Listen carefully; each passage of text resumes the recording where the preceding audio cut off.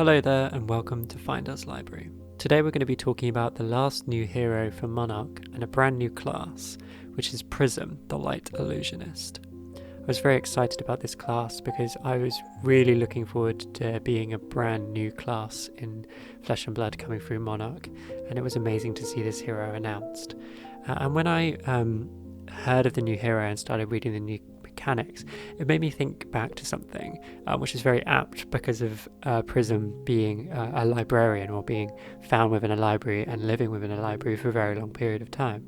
So when I was younger, I remember borrowing a book from the local library which was called Citadel of Chaos, which is a fighting fantasy book. You get to play the role of an adventurer and you get to make decisions, and based on the decision you make, you have to go to a certain page of the book and you get to find out the path that your hero is taking. And when Legend Story Studios announced their newest hero, Prism, I thought back to this book because of one particular bit, and it just chimed in my head when I was reading the mechanics about the new illusions.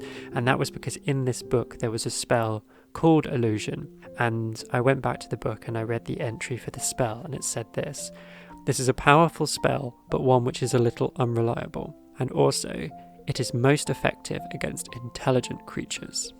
So I found this really interesting. I remember finding this really interesting as a child as well, the idea that the spell would be more powerful against intelligent creatures, and on the flip side it would be less effective against creatures that were non-intelligent or lacked intelligence. And I don't want to diss Bravo and Brute players in such a way, but this is kind of how I feel that the mechanic of the illusions within Prism and how they work. If you use an illusion attack, if the opponent defends with a card with 6 power or more, the illusion breaks. And that's kind of what I saw within this memory of this spell from Citadel of Chaos.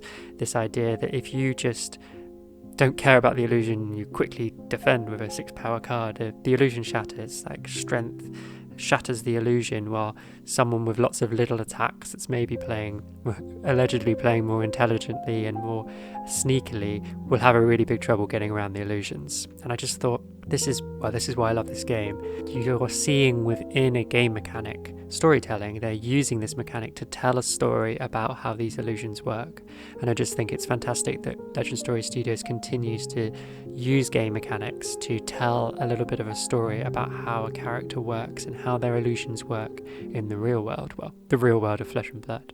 So thank you for indulging me with that little story about my childhood.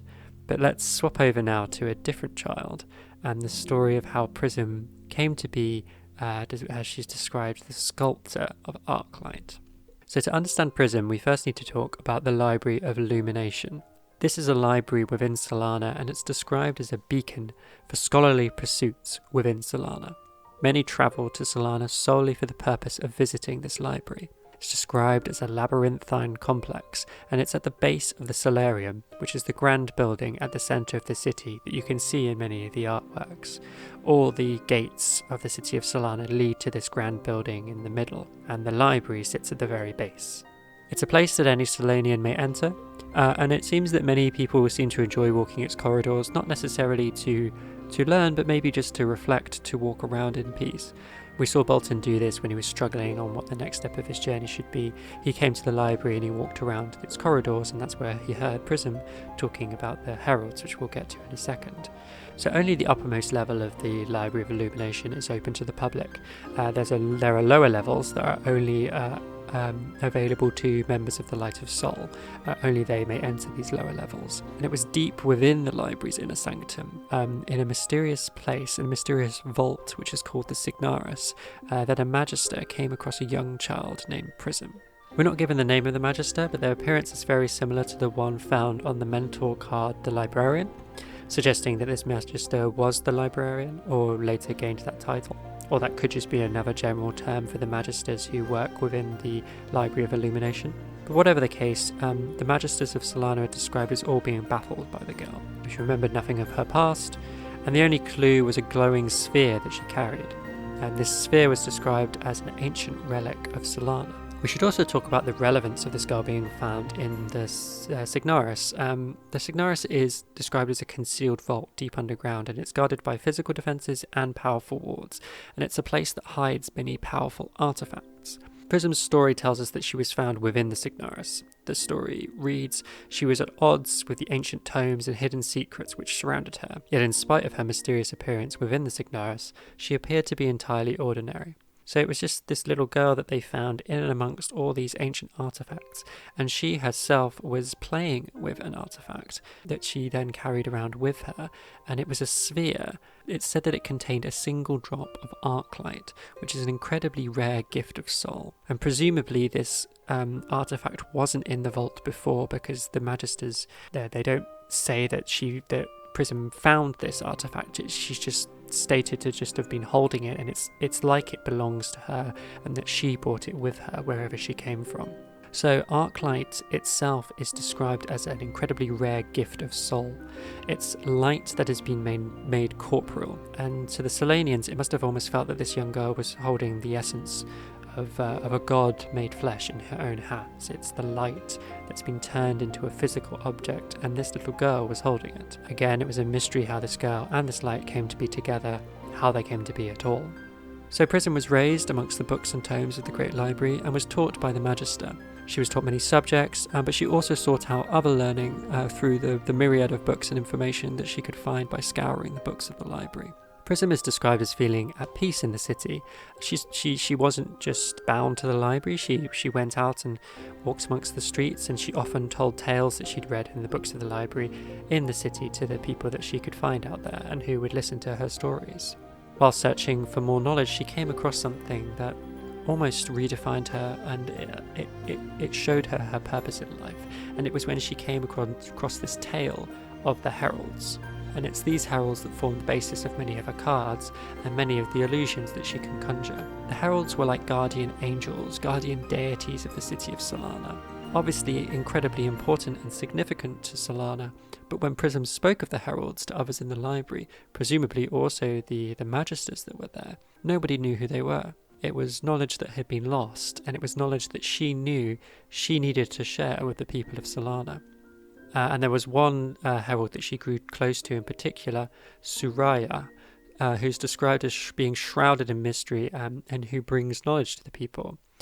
Shrouded in mystery, bringing knowledge to the people, very similar to Prism herself, and we can see why she gained this connection with this particular herald. In a similar way to Bolton gaining the connection to his herald, there seems to be a link between individuals within Solana and these heralds that kind of bring them together, and they're almost acting like guardian deities to some of the individuals within Solana.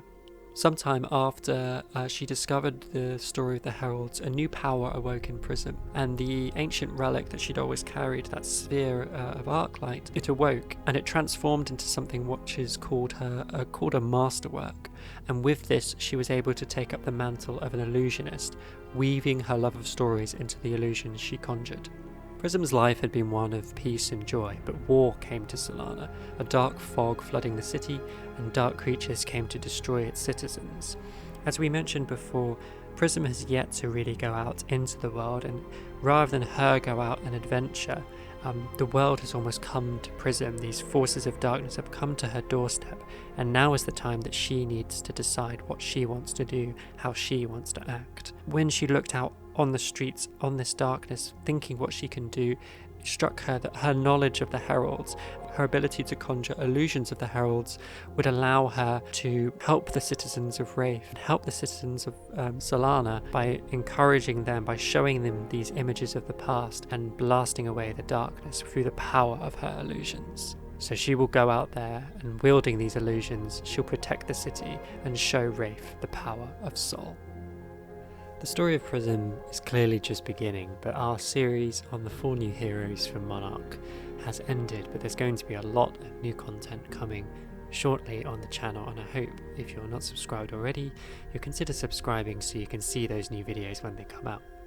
I'd like to thank all of the new subscribers to the channel. We've more than doubled in subscriber count since the start of April when I started doing these videos on Monarch, and I hope we can grow the channel and grow the community as much as possible.